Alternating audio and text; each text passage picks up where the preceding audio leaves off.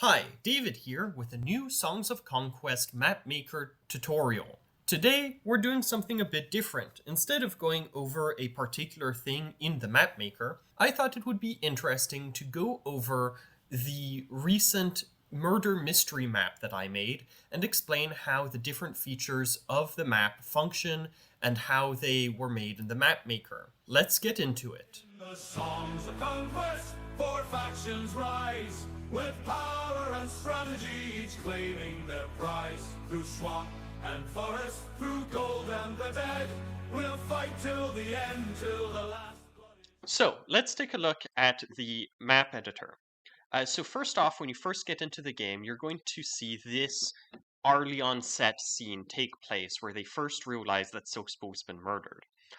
All of the characters are being played by wielders controlled by player 2, which is set to be an AI in the map settings. We'll get to that later. For each character we want, we place down a wielder spawn point, and we've set it to spawn the specific wielder that we want, along with the starting army that we want. And we've set the AI behavior to stand guard so that when we pass the turn, none of these wielders move around. If you want to know more about this in greater detail, go see our How to Control the AI video. Link down below. Now, the actual dialogue is controlled by this auto trigger over here, which is set to start at the very start of the map by having round to delay at 0 and the one shot activated. What is included in this auto trigger is an incredibly long list of dialogue boxes that have been selected to match the wielders that we had previously placed on the map. The camera is controlled through these dialogue points where we have placed down several camera targets that we can target for each individual dialogue. And so as we're going through this auto trigger dialogue list, you'll see that some of them are labeled as acting scene, and then later some of them are selected as pan to director for when the screen slowly moves over to include the director and their assistant in the shot. We've also got a camera target next to Ambertina for when you first talk to them, and that dialogue uses the same functions as this intro dialogue does. For each wielder, we also have set up interactions for when you first interact with them and for when you defeat them. When you first interact with them, this is the trigger that has the entire dialogue of you questioning each individual wielder. So in this case, we have Chicum, and so when you go to interact with Chicum, you get the discussion about him owing Silkspool money. Now, we've set this trigger on a interval, and so then the interval is 3. And so what this does is that if you go and you talk to everyone, you can then go back and you can fight them right away. However, if you go and you explore the rest of the map and you come back and you're still wondering about who might be the murderer, well, in this case, if it's been at least 3 turns, you get to talk to them again and get the same information again. Once you've fought them and you've defeated them, we've got additional triggers for after the battle. These ones only happen once, and it starts with dialogue. However, the final trigger is a set game over trigger. What this trigger does is it ends the game as either a victory or a defeat for the triggering player. And you can, in this trigger, also set custom messages to show in that game over screen. So, spoiler alert, for Chicum here, if you fight Chicum, you'll get the custom message, and it's going to be a defeat because we have not checked this victory box.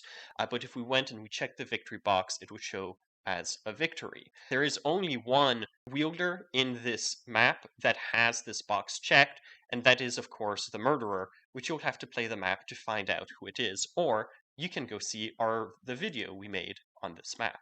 Link down below. Now, There's a few other things in this intro section. In the map editor, we see that the police archers and the police officers are already on the map.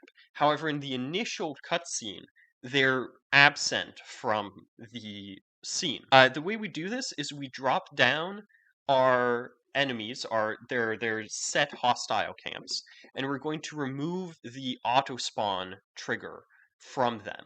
We can then, in the auto trigger, after everyone has talked, add in another trigger, which is the spawn hostile trigger, and we can select the police militia hostile or the police archer hostile, and so they will spawn in only after the initial cutscene. For these people, we of course have triggers when you first talk to them to give them their bits of dialogue with you. But we've also set it so that there is an option where they will always join player one. And so that is why when you go to talk to them, there's always the option to add them to your team after they've given their dialogue.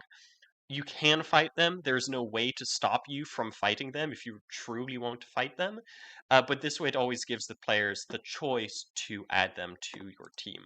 In a similar way to them, Ambertina in the corner does not spawn right away. Instead, we do a similar thing with the auto trigger where after the dialogue plays, it's going to trigger the Ambertina spawn. And Ambertina is controlled by player 3, just so we can get a different wielder color to differentiate them from the actor. In this case, it's player 3. And once again, they've got some dialogue in a similar way before you fight them, after you fight them, etc. However, when you first go to talk to Ambertina, you'll notice that you're forced into a cutscene with them. This is controlled by this area trigger here, which as soon as the detective steps into this area is going to play. And this is going to bring your camera over to the camera target point placed in front of Ambertina, and then it's going to play the dialogue between you and Officer Ambertina. And then the restriction on this area trigger is that it only happens once. If you want to get the dialogue again, the player has to go talk to Ambertina themselves. Now, let's move on to the different branches. All the different branches follow basically the same path. If you've played the map, you know how this works. There's several objects around that you can interact with to get hints, and at the end of each one, there is a fight that you can do, which then teleports you back to the start. For all of these buildings, you'll notice that there's these characters around the map maker that have these little no eye symbols hovering above their heads. These are story actors that I've placed down around the map, and each one is connected to one or more of these houses, tents, etc. around the map. And so the way this works is that when you go interact with, in this case, a small agnostic troop dwelling, this is named as the prop house. And when you interact with them, there is a story actor trigger that's going to make the story actor appear and is going to teleport them to right next to the player's wielder. And so they're going to appear, then the dialogue plays, and then we're going to hide the story actor again at the end using the same trigger. And in this way, when you go interact with the buildings, you get this person appearing and talking to you, and then disappearing again. So they're not cluttering up the map, but you still know who's doing the talking. It's not just a floating dialogue box. When you get to the end of any one of these paths, there is a certain building that is the starting trigger for the final fights. They're always put in fairly obvious locations because I did want to force you to do the fight after interacting with the buildings. And so they're all put in locations that force you to do the fight to leave. So in this case, we have just a large camp, which is a mail room in the map. And interacting with it does a bit of dialogue, and then you've got a message for the special effects stuff that happens. And then the thug that's right next to it gets spawned in a very similar way as the police do. Only in this case, it's based on a trigger that the player interacts with. It doesn't automatically happen. We've also got this landscaper here, which is going to spawn several wildfires around the hut. And this is going to create the sort of destruction effect that you see when you interact with this mailroom. Once the landscaper gets triggered, the tent is we're going to use the is broken effect and select break self and broken to cause the tent to break itself. And this is going to stop the players from re-interacting with the tent once they've done it before. For the tent, it's thematic because it catches on fire.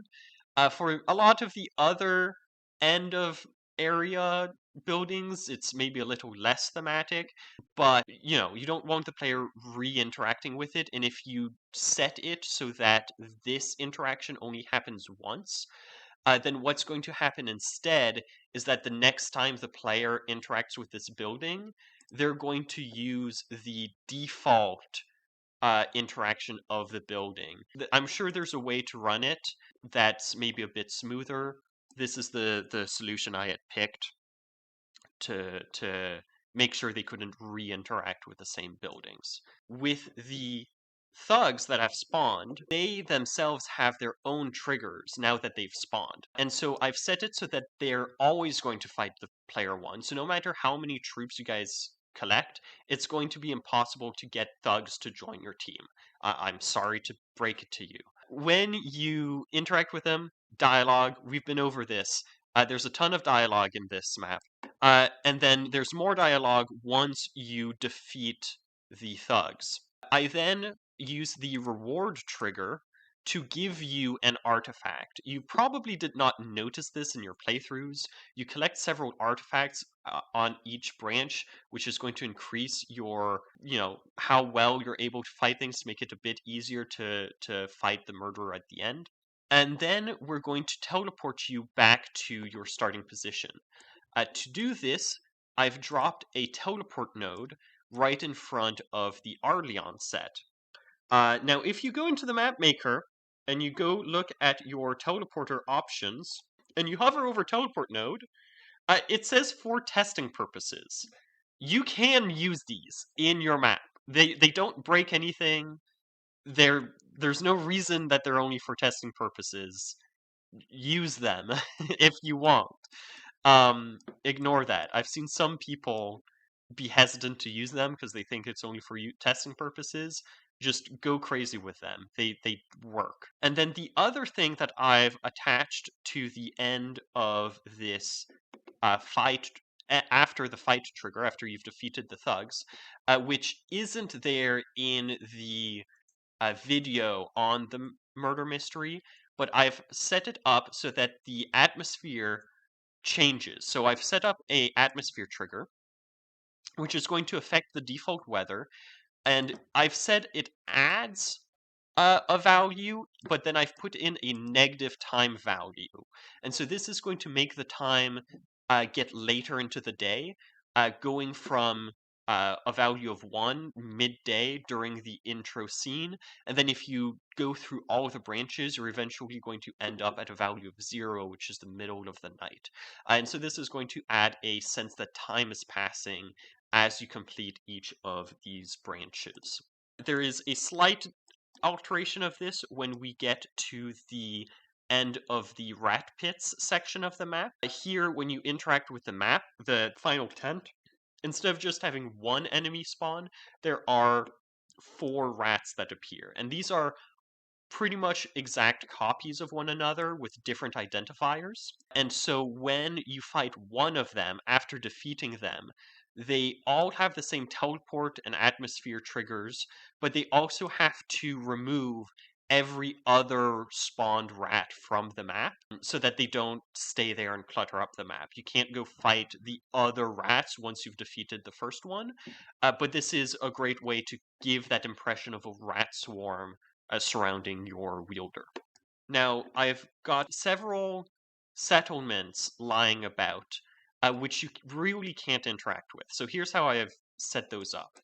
First, I place the set, I call them sets because that's what they are on the map. I place the settlement, and I set the owning player to player 1, and I force the faction of that settlement and I lock the artwork. So there's no way for this artwork to change at all. Then I go and I set the view radius to 0.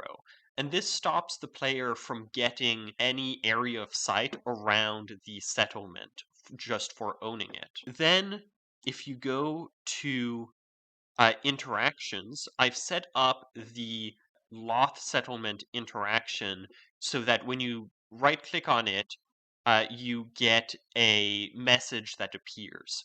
And this is going to, in part, stop you from opening up any of the settlement menus. In addition, if you go to actions, I've disabled the enabled actions and enable child actions that the players have, which is also going to stop the player from interacting with the settlement. Now, at the end of the Rana section of the map, we've got Coral Lightbringer that shows up, is about to tell you who the murderer is, and then gets brutally murdered by assassins. Now, to do this, I've got several triggers on the fighting pit. The first thing I do is that I've set up a teleport node right next to the fighting pits that targets Coral Lightbringer. And so when you interact with the fighting pits, it's going to teleport Coral to that specific spot. Then the dialogue happens, and then after the dialogue and the Coral's eyes glaze over as she collapses message box, I use a kill wielder trigger to specifically remove Coral Lightbringer from the map. And so the Coral Lightbringer that you talk to at the Rana set is the exact same Coral Lightbringer that you can talk to at the beginning of the map. Finally, one last thing to talk about. There are 2 small settlements hidden at the edge of the world over here. When I made this map, I did not realize that you could stop people from dying when they had no settlements. So I created these settlements that could not create wielders specifically so that player 2 and player 3 would not die from not having settlements. Now, it turns out that if you simply go to the map settings, you've got a ton of options for your map to get around a lot of the problems that I was trying to find other fixes for. So for instance, you can change the name and description of your map, the top here. You can disable random events. I had not removed the random events when we filmed the video of the other Rabble members playing through this map. And so specifically, there's one point where Nick gets the ransom event and says that his ransom's coming in because he kidnapped the actor's children. This is how you stop this from happening, but it did make for a very funny moment. You can also change the win condition of your map and change the text that appears for this win condition. So in this case, the custom text is find the culprit, and I've disabled every win condition, and so the only way to win the map is by, in fact, finding the culprit, arresting the murderer, and finishing the game through a set game over trigger. You can see more about win conditions and lose conditions in our video, How to Win at Songs of Conquest. Link down below. You can also choose different lose conditions. In this case, we have the wielder can't die trigger set for player 1, making it so that Big Lee can't die. So if you lose a fight in this map, then you're going to lose the game as well. You can also change or really outright remove lose conditions for other players. And so if you don't want to have random towns around the map that do nothing, you can remove lose conditions, and then the person will just be in the game until it's over. In limitations, I've also made some changes. So for instance, you can force which team players are on. So the player in this map is always going to be on a different team than all of the AI littered around the map.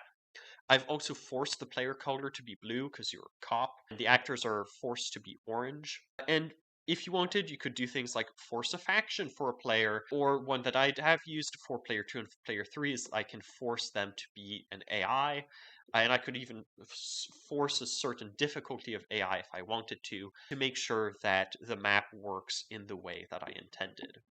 So that's how I made the map Detective Bigley and the Murder of the Movie Set, which you can download for yourself if you want to play through it. Link in the description. I hope that you've enjoyed this different map maker tutorial, and I hope to see you in the next song.